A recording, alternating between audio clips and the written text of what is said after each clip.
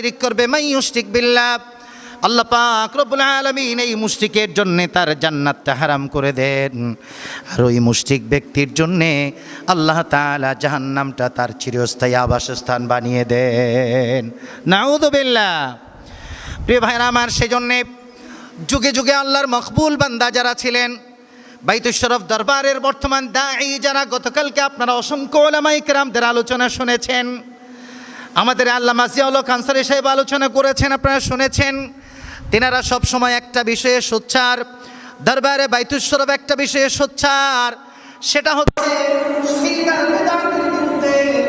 শিরক আর বিদআতের বাইতুশ শরফে কোনো স্থান নাই। বাইতুশ শরফ দরবারে শিরকের কোনো স্থান নাই, বিদআতের কোনো স্থান নাই। শিরক এবং বিদআত মুক্ত একটি দরবার হচ্ছে বাইতুশ শরফ দরবার। জোরে বলেন সুবহানাল্লাহ। তো আল্লাহর হাবিবের প্রথম নসিহা ছিল, আমার মুআজ, পৃথিবীর জমিনে তোমাকে যদি হত্যাও করা হয়, কখনো যদি মেরে ফেলা হয়, জ্বালিয়ে পুড়িয়ে সারকার করে দেওয়ার হুমকি দেওয়া হয়, মুআজ রে, হত্যা করার ভয় দেওয়ার পরেও, ফাঁসির কাস্টে ঝুলানোর ভয় দেওয়ার পরেও মুআজ কখনো তুমি আমার আল্লাহর সাথে শিরিক করবে না। জোরে বলেন সুবহানাল্লাহ। তাহলে আজকের আলোচনার আল্লাহর হাবিবের দেওয়া প্রথম নসিহা হচ্ছে, বাইতুশ শরফের মুহিব্বিন যারা হবে, মুরিদিন যারা হবে, খানে আজম খান জাহান আলী রাহিমাহুল্লাহ তাআলা তিনার মুহিব্বিন যারা হবে, এরা কখনো শিরিক করতে, বলেন না, শিরিক করতে পারে না। আল্লাহ ছাড়া অন্য কোনো সৃষ্টির প্রতি তারা মাথা নত করতে, বলেন না, মাথা নত করতে পারে না। আল্লাহ তাআলা আমাদেরকে শিরক থেকে দূরে থাকার তৌফিক দিক, আমরা বলি আমিন। 2 নম্বরে নসিহা করলেন নবীজি মুআযকে, ওয়ালা'নাল্লাহু মান যাবাহা লিগাইরিল্লাহ, ওয়ালা'নাল্লাহু মান যাবাহা লিগাইরিল্লাহ। ও দুনিয়ার মুসলমানেরা শোনো, মুআয বলছেন, আমাকে নবীজি বলেছেন 2 নম্বর ওসিয়াত হচ্ছে, আল্লাহ ছাড়া, আল্লাহর নাম ছাড়া অন্য কারো নামে যারা জবাই করে। আপনারা শুনবেন, মানুষ বলে থাকে, আমার ওই বাবা জানের নামে এই প্রাণীটা আমি জবাই দিলাম, অথবা বলে থাকে, আমার অমুক বাবার নামে, আমার অমুক পীরের নামে, অমুক ব্যক্তির নামে এই প্রাণীটা আমি ওয়াকফ করলাম, এই প্রাণীটা আমি দান করলাম, এই প্রাণীটা আমি সাদকা করলাম। আল্লাহ ছাড়া অন্য কোনো প্রাণী, অন্য কোনো কিছুর নামে কোনো প্রাণী এরকম জবাই করা অথবা দান করে দেয়া, এটা জায়েজ নাই, সম্পূর্ণ হারাম। এবং এই প্রাণী আল্লাহর নাম ছাড়া অন্য কারো নামে যেই প্রাণীগুলো জবাই করা হয়, এই প্রাণীগুলোর গোশত খাওয়াও হারাম বলেছেন আল্লাহ।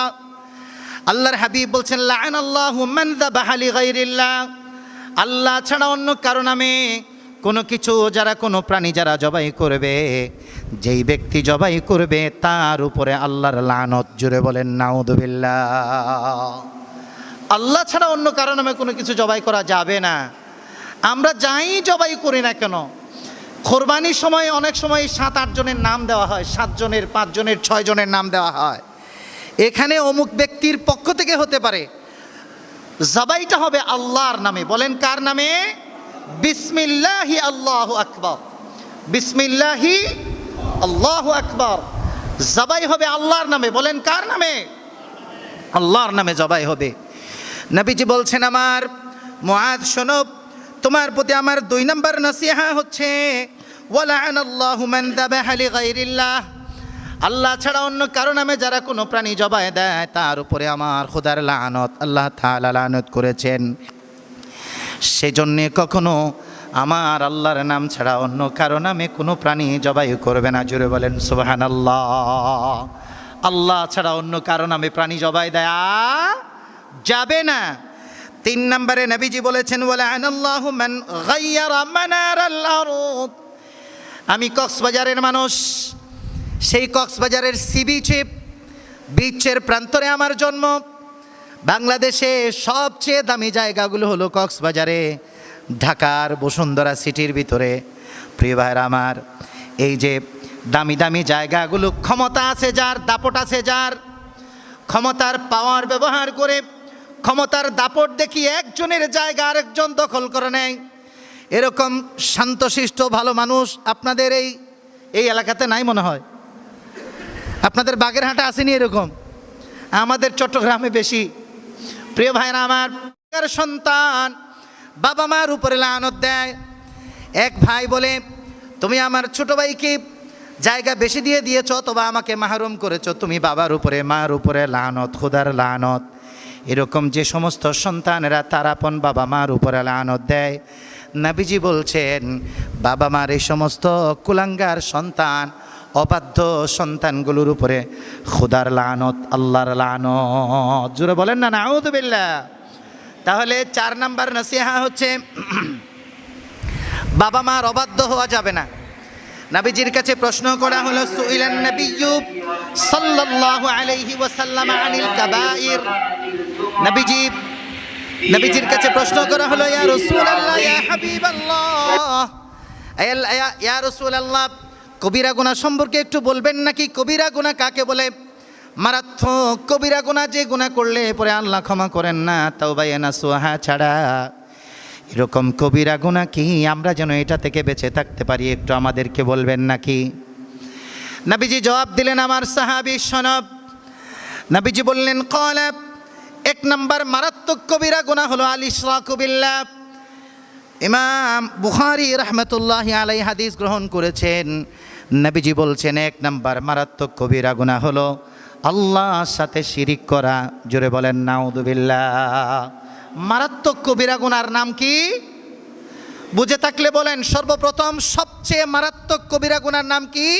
আল্লাহর সাথে শিরিক করা, আল্লাহর সাথে অংশীদার করা, আল্লাহর কাছে আল্লাহ যা দিতে পারেন এটা বান্দা দিতে পারে এটা মনে করা, অথবা আল্লাহর সৃষ্টি দিতে পারে এটা মনে করা। প্রিয় ভাইরা আমার, নবীজি এরপরে বললেন ওয়া উকুকুল ওয়ালিদাইন। আল্লাহর সাথে শিরিক করার পরে মারাত্মক কবিরা গুনাহ হলো ওয়া উকুকুল ওয়ালিদাইন, বাবা মার অবাধ্যতা অবলম্বন করা, বাবা মার অবাধ্য হওয়া। খান জাহান আলী রহমতুল্লাহি আলাইকে যারা মোহাব্বত করেন, যারা ভালোবাসেন, ওনার মোহাব্বতে দেশের প্রত্যন্ত অঞ্চল থেকে যারা আমরা আজকে ছুটে এসেছি, দরবারে বাইতুল শরফের মুহিব্বিন যারা, মুরিদিন যারা, বাইতুল শরফের মুরিদিন যারা, তাদের ভিতরে কোনো আল্লাহর বান্দা কখনো বাবা মার অবাধ্য হইতে পারে না। প্রিয় ভাইরা আমার, কারণ আপনারা আল্লাহর মকবুল বান্দাদের সোহবতে এসেছেন, তাদের সোহবত থেকে আমরা বাবা মার আনুগত্য শিখেছি। আমাদের বর্তমান রাহবারকে দেখেছি প্রতিটি কদমে কদমে বাবার আনুগত্য কেমনে করে। জুড়ে বলেন ঠিক কিনা? প্রিয় ভাইরা আমার, 4 নাম্বার নবীজি নসিহা করলেন, লাআনাল্লাহু মান লাআনাল ওয়ালিদা। বাবা মার উপরে লাআনত দেয় যেই সন্তান, বাবা মার অবাধ্য যেই সন্তানগুলো, নবীজি বলছেন বাবা মার অবাধ্য হওয়া এটা চরম মারাত্মক কবিরা গুনাহ। ওয়া উকুকুল ওয়ালিদাইন। 3 নম্বরে নবীজি কবিরা গুনার ঘোষণা দিলেন। নবীজি বললেন ওয়া কাতলুন নাফস। অন্যায়ভাবে মানুষ হত্যা করা। বিগত 17 বছর আপনারা দেখেছেন অন্যায়ভাবে মিথ্যা বানোয়াট অপরাধ ট্রাইব্যুনাল বানিয়ে এদেশের, ভারত উপমহাদেশের, গোটা বিশ্বের শ্রেষ্ঠ দায়ীদেরকে কেমনে অন্যায়ভাবে ফাঁসি দেওয়া হয়েছে নজির বাংলাদেশের মানুষ দেখেছে। প্রিয় ভাইরা আমার, এইভাবে অন্যায়ভাবে কোনো মানুষকে হত্যা করা যাবে না, এটা মারাত্মক কবিরা গুনাহ। নবীজি এরপরে 4 নম্বরে কবিরা গুনার ঘোষণা দিলেন ওয়া শাহাদাতুজ জুর। 4 নম্বর মারাত্মক কবিরা গুনাহ হলো মিথ্যা সাক্ষ্য দেয়া। ট্রাইব্যুনালে দাঁড়িয়ে আপনারা দেখেছেন কেমনে মানুষ যুগের শ্রেষ্ঠ মিথ্যা অপবাদ এদেশের শ্রেষ্ঠ দায়ীদের বিরুদ্ধে দেয়। কথা বলেন ঠিক কিনা? আল্লামা সাইদির মতো এরকম। আমি গতকালকে জিয়ারতের সময় অশ্রুসিক্ত নয়নে কথা বলতে পারছিলাম না যেদিন তিনি ইন্তেকাল করেছেন। পটিয়ার জমিনে বসা ছিলাম, আজম ভাই নামের এক ভাই আমাকে ফোন দিয়ে বললেন ইন্তেকাল করেছেন আল্লামা সাইদি। বুকের মধ্যে রক্তক্ষরণ হলো। আহা, মুখ খুলে বলতে পারলাম না, একটু দোয়ার অনুষ্ঠান করারও সুযোগ পাইলাম না। দোয়ার অনুষ্ঠান করার পরিবেশটা পর্যন্ত জালেম সরকার আমাদের জন্য রাখে নাই। জাহাঙ্গীর ভাই একজন আমার ভাই হন, তার ছাদের উপরে গিয়ে রাতের 10টার পরে রাত 11টার সময় ইসলামী আন্দোলনের অন্যান্য ভাইদেরকে সাথে নিয়ে ছাদের উপরে গিয়ে দোয়ার আয়োজন করলাম। প্রিয় ভাইরা আমার, চিন্তা করে দেখেন কত জুলুমের স্ট্রিম রুলার আমাদের এই জমিনের দায়ীদের উপরে চলেছে। এজন্যই আল্লাহর আযাব যখন আসে আল্লাহ বলছেন লা ইয়াহসাবান্নাল্লাযীনা কাফারু ইন্নামা নুমলি লাহুম খায়রুল লিআনফুসিহিম ইন্নামা নুমলি লাহুম খায়রুল লিআনফুসিহিম। আল্লাহ এরপরে বলছেন লিয়াজদাদু ইসমা। তারা মনে করে, জালেমরা মনে করে আমি তাদেরকে সুযোগ দিয়েছি, তারা ক্ষমতা পেয়ে গেছে, এটা তাদের জন্য অত্যন্ত কল্যাণকর। আল্লাহ বলছেন না না, আমি বরং তাদেরকে সুযোগ দিয়েছি তাদের শাস্তির পরিমাণটা আরো বাড়িয়ে নেওয়ার জন্যে। আল্লাহ তাআলা এই জালিমদের শাস্তির পরিমাণ এত বেশি করলেন, দুনিয়াবি শাস্তি, একটা জালেমের বাচ্চাও বাংলাদেশের জমিনে অবস্থান করার সুযোগ আল্লাহ দেন নাই। কথা বলেন ঠিক কিনা? আজকে জুলাই আন্দোলনের বিরুদ্ধেও যারা কথা বলছেন, এই ছোট্ট শিশু কচিকাঁচা বাচ্চাদের বুকের তাজা রক্তের বিনিময়ে যে স্বাধীন দেশ আবার আমরা পেয়েছি, এই কচিকাঁচা বাচ্চাদের অধিকার যারা ফিরিয়ে দেবে না, তাদের জন্য এরকম আবার কঠিন একটি মুহূর্ত অপেক্ষা করছে। জোরে বলেন ঠিক কিনা? ভাইরা আমার, সুতরাং শিক্ষা নেওয়া উচিত আমাদের। আল্লাহ তাআলা বলছেন ইন্নামা নুমলি লাহুম লিয়াজদাদু ইসমা, আমি জালিমদের শাস্তির পরিমাণটা একটু বাড়িয়ে নেই, এজন্যে আমি যখন ধরব কখনো তাদেরকে ছেড়ে দেয় না। প্রিয় ভাইরা আমার, সুতরাং আমাদের খেয়াল রাখতে হবে কারো উপরে জুলুম করার ক্ষেত্রে আমাদের সব সময় খেয়াল রাখতে হবে।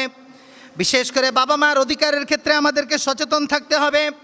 মিথ্যা সাক্ষ্য দেওয়ার ব্যাপারে আমাদেরকে সচেতন থাকতে হবে।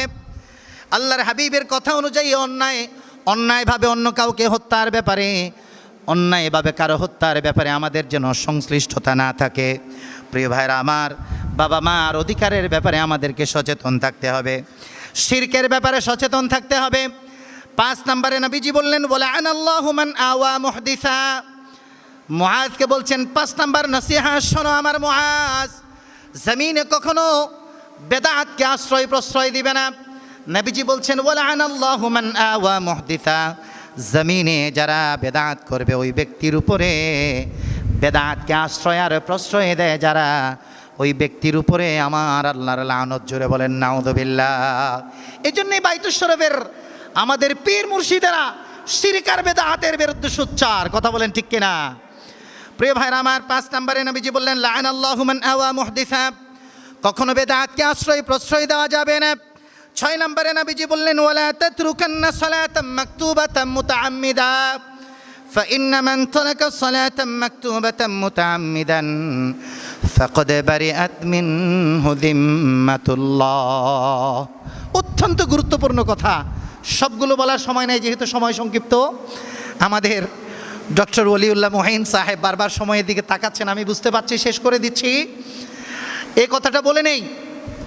6 নম্বরে নবীজি বলছেন স্বেচ্ছায় ইচ্ছাকৃতভাবে কখনো ফরজ নামাজ ত্যাগ করবে না। অনেক ওসিয়ত, আপনারা অনেক আলোচনা ফরজ নামাজ ত্যাগের ব্যাপারে শুনেছেন। রাসূলুল্লাহ এখন কি বলছেন দেখেন, ফাইন্না মান তারাকা সালাতাম মাকতুবাতাম মুতাআম্মিদা ফাকাদ বারিআত মিনহু যিম্মাতুল্লাহ। আমরা আজকে এখানে সুদূর কক্সবাজার থেকে, চট্টগ্রাম থেকে, অনেক দূর দূরান্ত থেকে গাড়ি যোগে এসেছি, বিমানে এসেছি। এই যে আমরা আসলাম, আমাদের নিরাপত্তা দিলেন কে? জোরে বলতে হবে, নিরাপত্তা দিয়েছেন কে? নিরাপত্তা দিয়েছেন আমার রব, নিরাপদে রেখেছেন আমার আল্লাহ। আল্লাহ তাআলা নিরাপদে রেখেছেন বিদায় এত দূর থেকে আসতে পেরেছি। আবার নিরাপদে ফিরে যাব কার নিরাপত্তায়? জোরে বলতে হবে, কার নিরাপত্তায়? আল্লাহর নিরাপত্তায় ফিরে যাব। আল্লাহর হাবিব বলছেন ফাইন্না মান তারাকা সালাতাম মাকতুবাতাম মুতাআম্মিদা।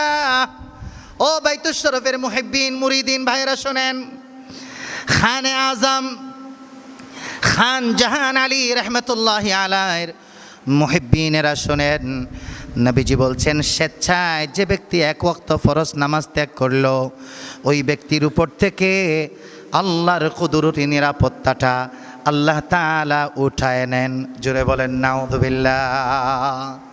ফরজ নামাজ স্বেচ্ছায় ত্যাগ করবেন, ধরে নেবেন আপনার উপর থেকে আল্লাহর নিরাপত্তাটা উঠে গেছে।